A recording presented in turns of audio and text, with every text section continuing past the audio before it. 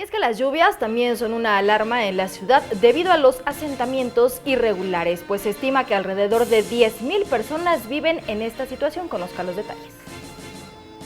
Estos últimos años, las lluvias han aumentado su intensidad y un sector donde se presenta el peligro son las viviendas que se encuentran en los asentamientos irregulares, como en la delegación Álvaro Obregón, en la colonia Ampliación La Cascada, donde Leticia lleva más de 25 años viviendo en esa zona de alto riesgo. La casa de Leticia queda justo al borde de otros restos de casas ya desbordadas.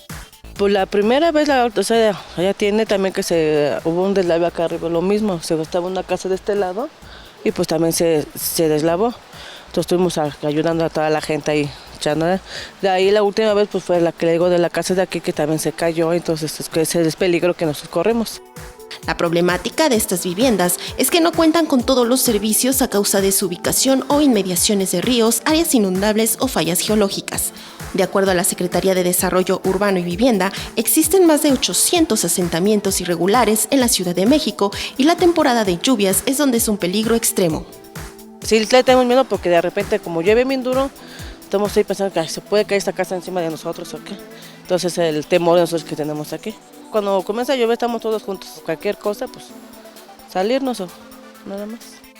Las autoridades trabajan en establecer programas de reubicación que permita ofrecer una vivienda segura y digna, ya que estas zonas son de riesgo para habitantes y no pueden ser regularizados. Con imágenes de Liber Rodríguez, María José Valencia, 21 Noticias.